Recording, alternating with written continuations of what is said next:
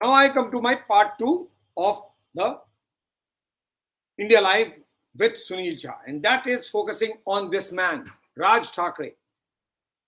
There seems to be a alliance that is on the cards between Raj Thackeray and mister Shinde. Eknath Shinde और राज ठाकरे के बीच बातचीत हुई है और इसने पूरे स्पेकुलेशन को बढ़ा दिया है कि कहीं ऐसा नहीं कि मिस्टर राज ठाकरे की पार्टी एमएनएस और मिस्टर शिंदे की पार्टी शिवसेना, वो दोनों आपस में कोई अलायंस तो नहीं बना रहे हैं. और इसको लेकर महाराष्ट्र में सारी तस्वीर पॉलिटिकल बदली हुई है. One telephone call that Mr. Shinde made to Mr. Raj Thackeray, that was yesterday. Mr. Raj Thackeray is in hospital because he is recovering from a surgery, and Mr. Shinde had called Mr. Raj Thackeray yesterday. कल की बात है, यानी Sunday को mister Eknath Shinde ने राज ठाकरे को phone किया था और उनसे बात की थी. और एक इस फोन कॉल ने सारी महाराष्ट्र की राजनीति बदल के रख दी है. क्यों?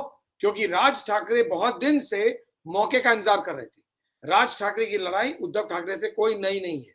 इस लड़ाई में मिस्टर एकनाथ शिंदे आज शामिल हुए हैं, लेकिन राज ठाकरे और उद्धव ठाकरे के बीच शिवसेना को कंट्रोल करने की लड़ाई बहुत लंबी चल रही है, बहुत दिन से चल रही है. उसका एक जो नया पहलू है वो अब देख रहे हैं हम लोग, जिसमें मिस्टर शिंदे शामिल हो गए. लेकिन वरना ये लड़ाई तो पहले से चलती रही है, जो सुप्रीमेसी की लड़ाई है कि आखिर शिवसेना को कंट्रोल करेगा कौन. अब तक शिवसेना को मिस्टर उद्धव ठाकरे कंट्रोल करते रहे. बहुत दिन बाद राज ठाकरे को मौका लगा है कि वो अपनी सियासत शिवसेना में बढ़ाएं, अपना कद शिवसेना में बढ़ाएं. और मिस्टर एकनाथ शिंदे एक बहुत इंपॉर्टेंट कैरेक्टर हो गए, जो दोनों ही तस्वीर आप देख रहे हैं इस वक्त, इन दोनों में नजर आ रहा है आपको. कल तक उद्धव ठाकरे के साथ थे तो उद्धव ठाकरे किंग थे. आज एक फोन कॉल और ऐसा इंडिकेशन है कि वो शायद राज ठाकरे के साथ जा सकते हैं. अगर एकनाथ शिंदे राज ठाकरे के साथ चले गए तो राज ठाकरे की एमएनएस हो जाएगी बहुत बड़ी और उद्धव ठाकरे की शिवसेना हो जाएगी बहुत छोटी. आज राज ठाकरे की एमएनएस है बहुत छोटी, शिवसेना है बहुत बड़ी. शिवसेना के पास है एमएलए 55 या 56, 55 और 56. Raj Thackeray has only one MLA. But if Mr. Shinde and Raj Thackeray comes together, or they merge the party, then his strength will be much more than Shiv Sena's strength. In Maharashtra, Mr. Raj Thackeray will become a person or a power to reckon with. So that is something that is being played out here. तो जो information है वो ये कि Sunday को mister Eknath Shinde ने राज ठाकरे को phone किया था और उनकी क्या बात हुई ये तो क्लियर नहीं है, because he was in hospital. और कहा जा रहा है कर्टसी कॉल किया था मिस्टर एकनाथ शिंदे ने. लेकिन पॉलिटिक्स में कोई कर्टसी कॉल केवल नहीं होता है, उसके अलावा भी बातचीत होती है. और वो भी ऐसे वक्त जब महाराष्ट्र में राजनीति बिल्कुल बदल रही हो. तो मिस्टर एकनाथ शिंदे ने सिर्फ कैसे ये पूछने के लिए फोन तो किया नहीं होगा राज ठाकरे को, और भी कुछ बात किया होगा. और उसी का तो नतीजा है कि आज एमएनएस ने बाकायदा सीनियर लीडर्स को बिठाकर एक प्रॉपर मीटिंग की है राज ठाकरे के घर पे.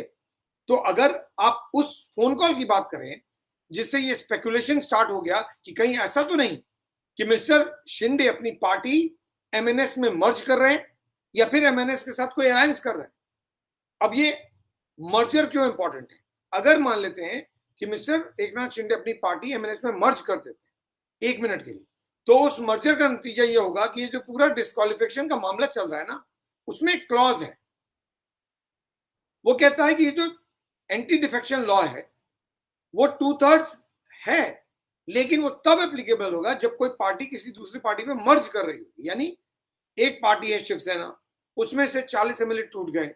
अब अगर ये 40 एमएलए अलग ग्रुप बनाते हैं तो this is being argued by Shiv Sena and the government और उनके लॉयर्स कि जो एंटी डिफेक्शन लॉ है वो फिर भी एप्लीकेबल होगा. यानी वो फिर भी उसके मुताबिक इनको डिस्क्वालीफाई कर दिया जाएगा और इनको इलेक्शन दोबारा लड़ना पड़ेगा. एंटी डिफेक्शन लॉ केवल उस केस में काम नहीं करता है जब कोई पार्टी टूटी और दूसरी पार्टी के साथ मर्ज हो गई. यानी मिस्टर शिंदे के साथ 40 एमएलए आए और दूसरी पार्टी में मर्ज हो गए. अगर ऐसा होता है तो फिर एंटी डिफेक्शन लॉ काम नहीं करेगा.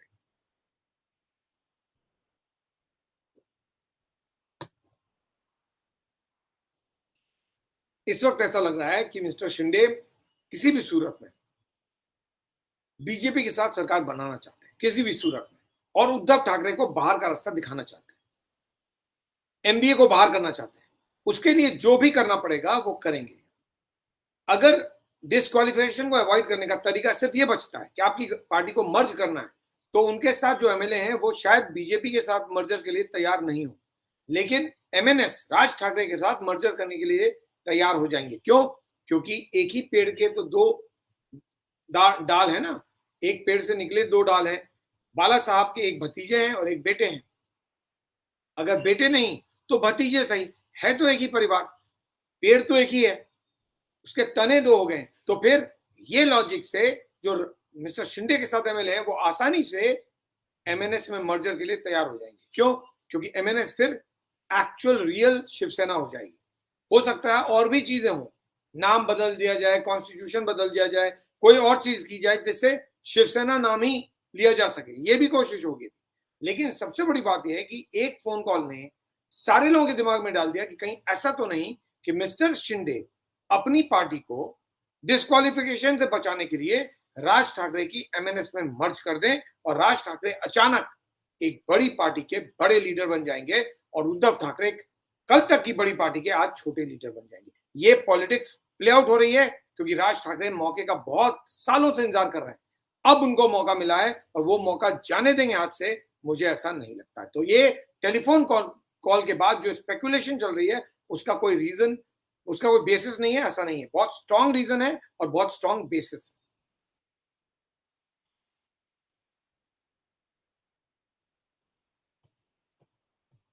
आज सिर्फ कल बात हुई है और उसके कुछ घंटों बाद आज एमएनएस के घर में, मिस्टर राज ठाकरे के घर पे एमएनएस के सीनियर लीडर्स की प्रॉपर मीटिंग हुई और एक स्ट्रैटेजी फॉर्म हुई है कि आगे क्या करना है। क्यों?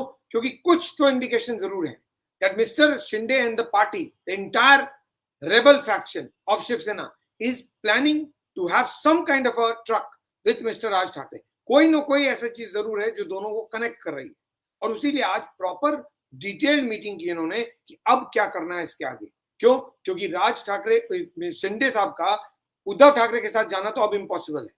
बच गए कौन? या तो बीजेपी या एमएनएस। बीजेपी के साथ जाने के में एक डर है, अगर आप अलग यूनिट बनाएंगे तो शिवसेना सुप्रीम कोर्ट या कोर्ट जाकर आपको इलीगल घोषित करा सकती है, आपको इलीगल डिक्लेयर करा सकती है।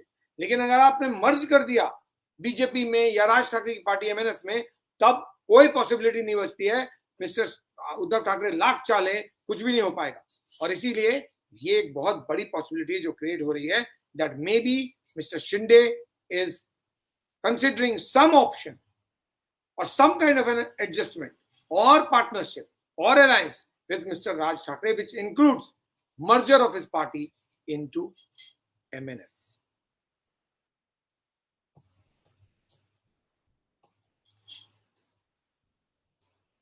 ये सब तो जो चल रहा है ऑब्वियसली ये नजर तो आप रखेंगे, मैं भी रखूंगा कि आखिर राज ठाकरे और एकनाथ शिंदे के बीच क्या खिचड़ी पक रही है। आने वाले दिन में ये खिचड़ी पकेगी और ज्यादा। क्यों? क्योंकि मिस्टर राज ठाकरे अभी इस वक्त हॉस्पिटल में, एक दो दिन में घर आ जाएंगे और उसके बाद वो एक्टिव हो जाएंगे। मैंने कहा बहुत दिन बाद मौका मिला है, एमएनएस इस मौके को जाने नहीं देगी। इतना बीजेपी नहीं जाने दे रही है, उतना ही एमएनएस नहीं जाने देगी।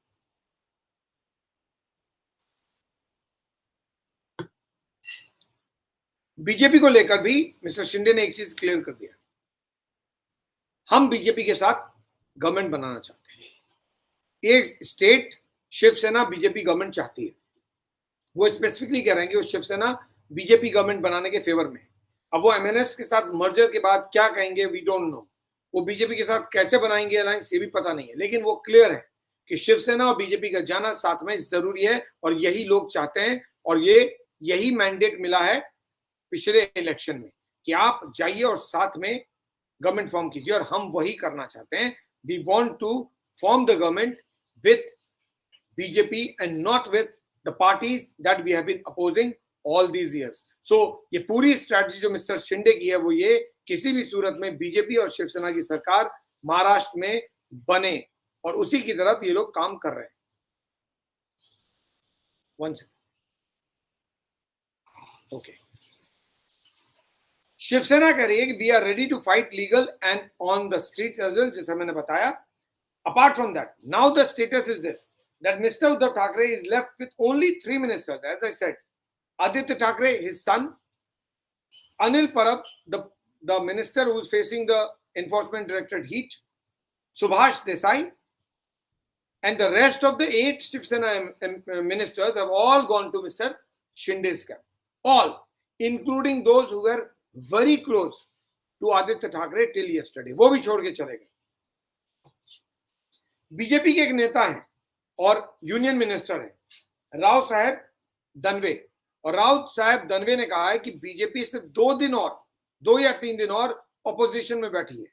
जो भी काम करना है सरकार को इस 2-3 दिन में आप कर लीजिए, क्योंकि आपका टर्म 3 दिन में खत्म हो रहा है. BJP is all set. पिछले अगले 2-3 दिन में बीजेपी पार में होगी and BJP is playing a power game. So उनके मुताबिक बीजेपी का ऑपोजिशन में रहना सिर्फ 2-3 दिन की बात है.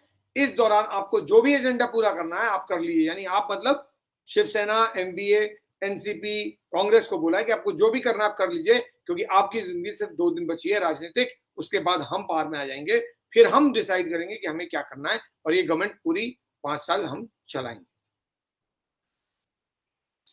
शिवसेना ने शिंदे साहब, उनके पार्टी के एमएलए, उनके सपोर्टर्स के खिलाफ पूरी मुहिम चला रखी थी. यहां तोड़ो, वहां फोड़ो, ये करो, वो करो. आज भी चल रहा है, बयानबाजी भी चल रही है. 10 बजे रात में मैं आ रहा हूं स्पीकअप इंडिया लेकर. I will speak about where mister Raut, Sanjay Raut stands, because Sanjay Raut is a man that everyone is gunning for. Mr. Sanjay Raut finds himself completely engulfed with controversy. So it is extremely now important to see the role and the approach of Mr. Sanjay Raut. So Sanjay Raut को लेकर 10 बजे का speak up आज focused है कि mister Sanjay Raut आज कहां खड़े हैं. According to me, Sanjay Raut seems to be in huge problem politically as well as legally. We'll talk about that in detail at 10 p.m. during Speak Up India, and also we'll analyze his various controversial statements. कौन से statements हैं जो party को मरवा रहे हैं, party का नुकसान कर रहे हैं, और आज अगर उद्धव ठाकरे परेशानी में है उसमें कितनी रिस्पॉन्सिबिलिटी मिस्टर संजय राउत की है. तो the entire show now is focused, Speak Up India tonight is focused on Mr. Sanjay Raut, because हिसाब तो सबका होना है और हिसाब तो होगा. That's what a political leader today was saying, कि हिसाब तो ultimately होगा ही और हिसाब तो हम करेंगे ही. That is what we will do at 10 p.m. We'll see what and where Mr. Sanjay Raut stands, but that's in Speak Up India. तो जो शिवसेना के लोग हैं वो इधर तोड़ो, उधर फोड़ो, ये इसको मारो, उसको मारो कर रहे थे. अब जो शिंदे साहब और उनके जो एमएलए हैं, उनके जो सपोर्टर्स हैं, they are also returning favour. आज शिंदे के जो सपोर्टर्स थे वो पूरे थाने में उतरे हुए थे और वो ईंट का जवाब पत्थर देने को तैयार थे. इसलिए वहां पर 144 सेक्शन लगा हुआ है, क्योंकि एडमिनिस्ट्रेशन या गवर्नमेंट को लगता है कि इस तरह का हो सकता है कि शिवसेना जो उद्धव ठाकरे के सपोर्टर्स है वो और जो शिवसेना मिस्टर शिंदे के सपोर्टर्स है वो एक दूसरे आमने सामने आ सकते हैं. लेकिन अब तक वो लोग चुप बैठे थे, अब सड़क पे उतर रहे हैं. क्यों? उनको जवाब देना है. उनको लगता है बहुत हो गई, हम लोग अगर एकनाथ शिंदे के साथ हैं तो हम लोग कोई गुनाह नहीं कर रहे हैं. आप अगर बदमाशी करोगे तो हम भी बदमाशी के जवाब बदमाशी से ही देंगे. एकनाथ शिंदे ने कहा है कि ये उद्धव ठाकरे जो शिवसेना है वो शिवसेना वो नहीं है जो बाला साहब ठाकरे की शिवसेना है. बाला साहब कभी भी ऐसे लोगों के साथ नहीं जाते जो लोग निर्दोष को मारने की सजा भुगत रहे हो या जिन पर आरोप लगाओ, या जो दाऊद इब्राहिम के साथ जिनके कनेक्शंस हो, या फिर जो लोग बॉम्बे बॉम्ब ब्लास्ट में, Bombay bomb blast, serial blast में इन्वॉल्व हो. ऐसे लोगों के साथ हाथ मिलाकर आप खड़े हो जाएं तो ये बाला साहब ठाकरे ने जो चाहा उसको अपोज करना है, उसके खिलाफ खड़े होना है. ऐसी पार्टी, ऐसे लीडर के साथ हम खड़े नहीं हो सकते और यही वो रीजन है कि हमने छोड़ दिया, क्योंकि बाला साहब को ये कभी बर्दाश्त नहीं होता कि आप ऐसे लोगों के साथ बैठ जाएं जो लोग बॉम्बे बॉम्ब ब्लास्ट, दाऊद इब्राहिम या उसके लोग या वो लोग जो मारे गए निर्दोष, उनके कत्ल में जिनका हाथ था या जो दोषी पाए गए, आप उनके साथ साठगांठ करें, ये बर्दाश्त नहीं है. किसी का नाम नहीं लिया, लेकिन इशारा बहुत साफ है. बात नवाब मलिक की करें, क्योंकि नवाब मलिक का लैंड डील था जो आया था जिसमें मिस्टर दाऊद इब्राहिम और उनके लोगों का इन्वॉल्वमेंट आ रहा था. तो he is referring to somewhere indirectly about mister Nawab Malik. But he is saying this is the reason why we have left. The second reason is being cited by Subhash सबने हैं जो फॉर्मर शिवसेना एमएलए हैं और शिंदे सिंपैथाइजर हैं. उनके मुताबिक हिंदू हृदय सम्राट शिवसेना प्रमुख बाला साहब ठाकरे को गिरफ्तार करने का आदेश देने वाले एनसीपी नेता छगन भुजबल के साथ कैबिनेट में बैठे हुए क्या आपको दर्द नहीं होता? शिंदे बागी नहीं है, वो पार्टी के भले के लिए काम करते हैं. शिव सैनिकों को शिंदे का समर्थन करना चाहिए. This is what the ex MLA of Shiv Sena is asking mister Uddhav Thackeray कि आप ऐसे लोगों के साथ कैसे बैठे हैं जो कल तक बाला साहब ठाकरे को गिरफ्तार करने की बात कर रहे थे. Chhagan Bhujbal is the name that is referring to. That how are you sitting with people who wanted to arrest Mister Bala Saheb Thackeray and today you are hobnobbing with them, holding the cabinet meeting with them and talking with them. What kind of a politics is this? Shiv Sena की जो पूरी जो रफ्तार है, धार है, सब बदल गई है. हवा का रुख ही बदल गया है. हवा का रुख उनसे उद्धव ठाकरे से दूर और राज ठाकरे की तरफ जा रहा है. अब इसको उद्धव ठाकरे कैसे कंट्रोल करेंगे ये बहुत जरूरी है. क्यों? क्योंकि ये दो भाइयों की जो लड़ाई है, सियासती लड़ाई, उसका कल्मिनेशन है. कल तक उद्धव ठाकरे ने शिवसेना को कंट्रोल किया और एक छत्र राज किया. जब से बाला साहब ठाकरे गए उसके बाद से उद्धव ठाकरे की ही बात चल रही थी शिवसेना में. ये पहला मौका है जब वो कमजोर हुए हैं और फायदा राज ठाकरे को मिल सकता है. क्या राज ठाकरे फायदा उठाएंगे? क्या उद्धव ठाकरे राज ठाकरे को रोक पाएंगे? क्या शिंदे राज ठाकरे के साथ जाएंगे या शिंदे बीजेपी के साथ सरकार बनाएंगे? ये वो सवाल है जिनका जवाब आने वाले दिनों में मिलेगा. लेकिन जो सबसे इंपॉर्टेंट पर्सन है that's the governor, and governor will decide based on what Mr. Shinde wants. जो भी मिस्टर एकनाथ शिंदे इस वक्त चाहेंगे महाराष्ट्र की राजनीति में वही होगा. बीजेपी सरकार बनाना चाहेंगे तो वो बनेगी, अपनी पार्टी को एमएनएस में मर्ज करना चाहे तो वो होगा, जो वो चाहेंगे वही होगा. लेकिन फैसला गवर्नर को लेना है और king maker mister Raj Thackeray बन सकते हैं. नुकसान सिर्फ उद्धव ठाकरे का हो रहा है. आज भी सुप्रीम कोर्ट में हुआ है, आने वाले दिनों में और ज्यादा होगा. पिछले दिनों में तो बहुत ज्यादा हो चुका. अब ये कहानी कहां खत्म होगी ये देखना होगा. लेकिन लीगल लड़ाई, कानूनी लड़ाई की तो सिर्फ शुरुआत है. अभी आगे आगे देखिए होता है क्या. On that note I take leave. Thank you so much for watching. Please do connect at 10 PM. I will be back with speak up India and the focus will be the man who speaks the most in Shiv Sena, Sanjay Raut. Take care, stay connected, stay safe.